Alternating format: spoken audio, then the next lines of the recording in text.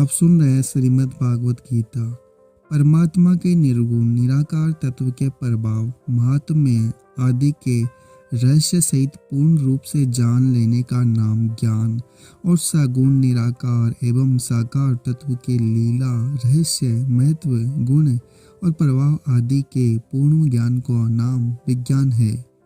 इन ज्ञान और विज्ञान के सहित भगवान के स्वरूप को जानना ही समग्र भगवान को जानना है।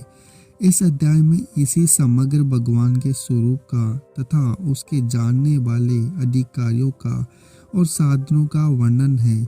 इसलिए इस अध्याय का नाम ज्ञान, विज्ञान और योग रखा गया है।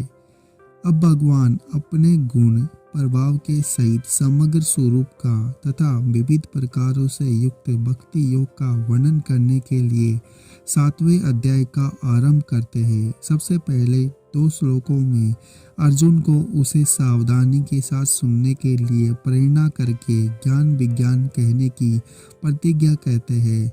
श्री भगवान बोले, हे पार्थ, अनन्य प्रेम से मुझ में आसक्त चित्त तथा अनन्य भाव से मेरे परायण होकर योग में लगा हुआ तू जिस प्रकार से संपूर्ण विभूति, बल, ऐश्वर्य आदि गुणों से युक्त सबके आत्म रूप मुझको संशय रहित जानेगा, उसको सुन।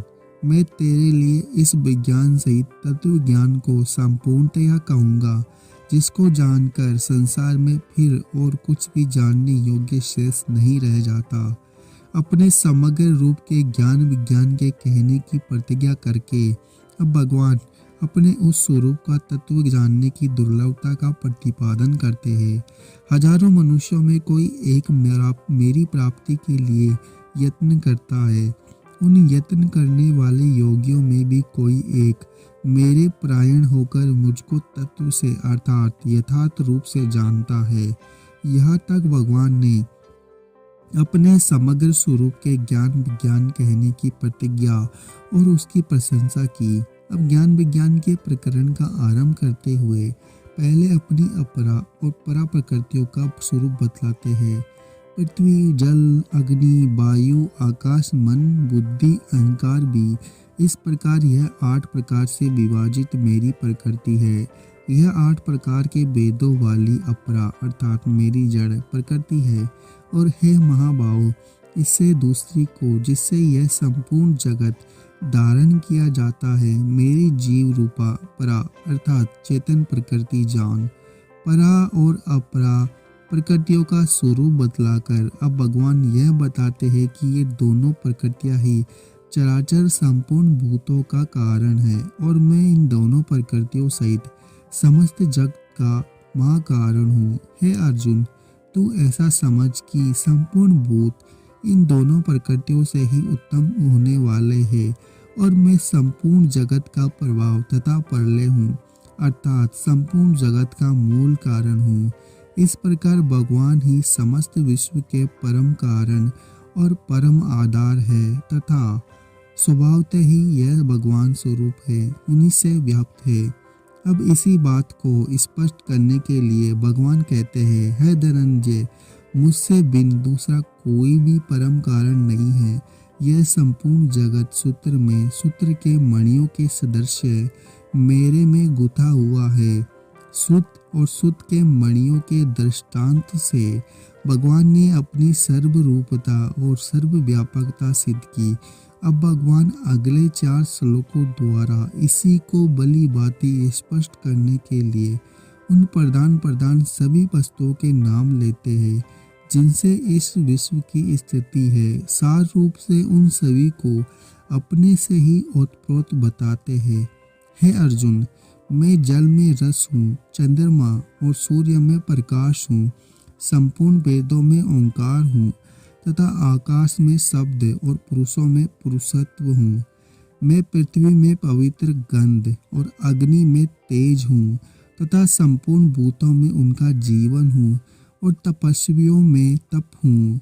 हे अर्जुन, तू संपूर्ण भूतों का सनातन बीज, मुझको ही जान। मैं बुद्धिमानों की बुद्धि और तेजस्वियों का तेज हूँ।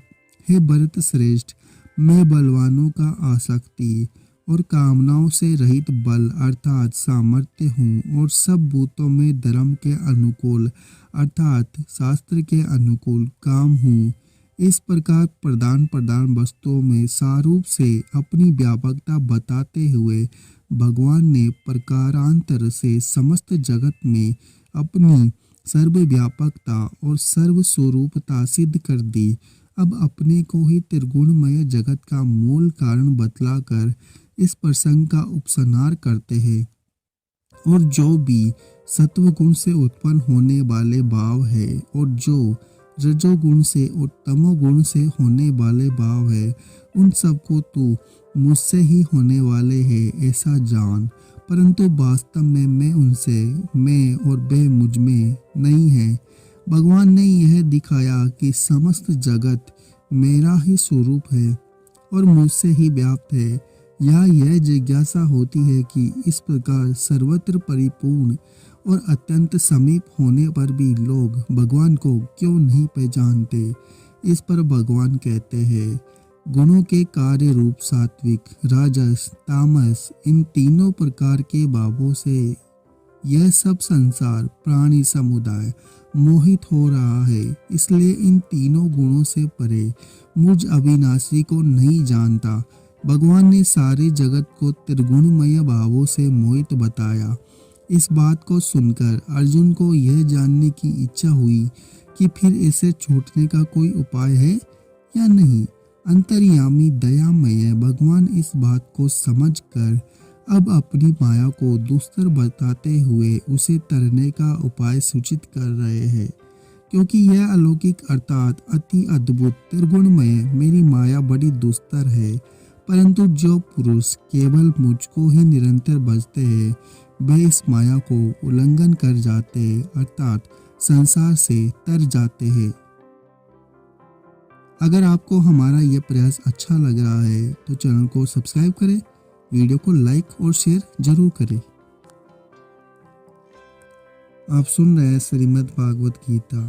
परमात्मा के निर्गुण निराकार तत्व के प्रभाव महात्म्य आदि के रहस्य सहित पूर्ण रूप